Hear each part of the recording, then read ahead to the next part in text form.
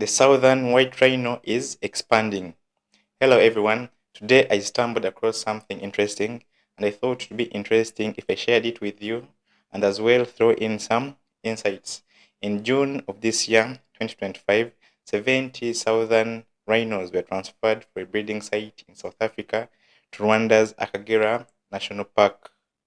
And of course, this is a very big win for the rhinos as a species themselves and for the conservation community, as these rhinos also have a right to be part of the future of this planet, just like everyone else would like their cultures, their way of life to continue in the future of this place.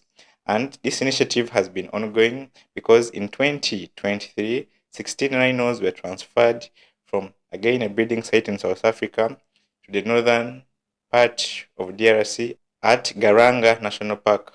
Akagera National Park lies in a savanna wetland biome, and I think these rhinos will find it a good place for their survival.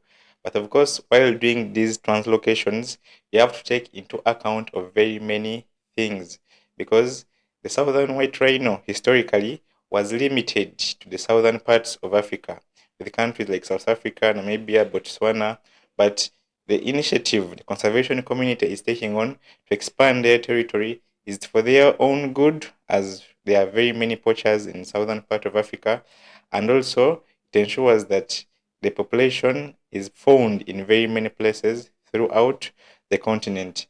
But of course, you have to be very careful because what if the rhinos fail to adapt to their new environment, or what if they face diseases their immune system did not evolve to go against, or what if the rhinos themselves become a problem to the community in which they are introduced?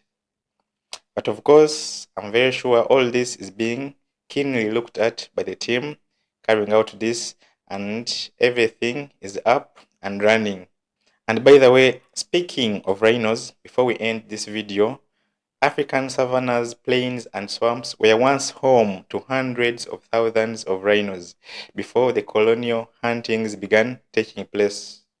There are two major species of rhinos in Africa, that is, the black rhino and the white rhino. The black rhino is also doing bad. Its numbers have greatly reduced. As per now, there are only 6,000 individuals left in the wild. And for the white rhino, is further subdivided into two species, the northern white rhino and the southern white rhino. For the northern white rhino, oh, the story is very tragic. It has suffered the cruelest of human forces, greed, injustice, indifference, because there are only two remaining individuals of the subspecies of the northern white rhino. They are currently kept at Olpajeta Conservancy in Kenya. All the members of the northern white rhino, which had a very wide range, inhabiting countries like DRC, Sudan, Uganda, Kenya, were poached until there are only two remaining members left, and of which they are also biologically unproductive, and they are both female.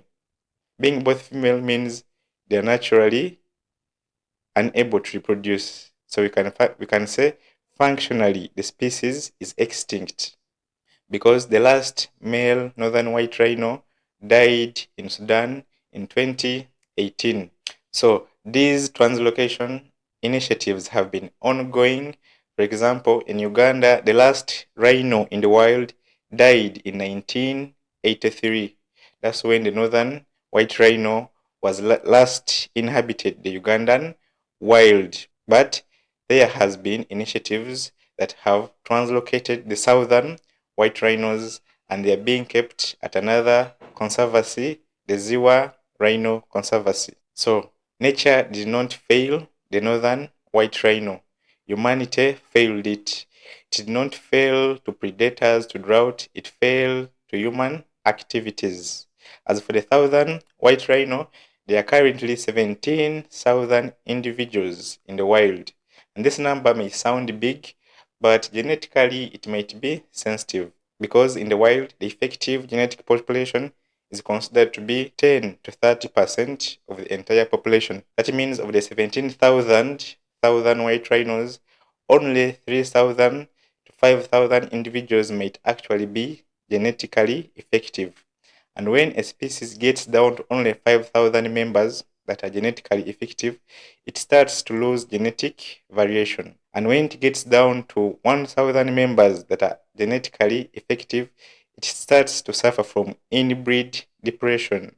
And when the worst gets to the worst and you only have 500 members that are genetically effective, the population starts suffering from mutational meltdown, whereby harmful characteristics start appearing in the individuals, and hence the population dies out in a very small time. So 17,000 members still have a functionally relevant importance to the ecosystem, but not as it was in its natural levels. So genetically and ecologically, we are dealing with a reduced remnant of the total natural population. Anyway, that's what I wanted to share with you today. It's a win for everyone in conservation, and we hope that these cultures and ways of life of all other living forms of life are well preserved such that they also have a part and enjoy the future of this place, just like you yourself would like your cultures and everything to continue. So a big thanks to everyone who puts in energy to think about these other organisms which seem like they have no voice, yet they also have a right to live. And for the people who don't really care about this, to me it seems like an acknowledgement. Maybe these other forms of life have no right to live. Because how could you possibly live and not think about other living organisms? Because all the threats occurring to these organisms are not natural, but they are human driven. So you have a moral responsibility to feel. But of course, there is still a lot of work in front of us as the conservation community, because there is a number of organisms that all at the brink of extinction, and we get new culprits each day. But if humanity is judged by how we treat the powerless, then extinction is our greatest crime.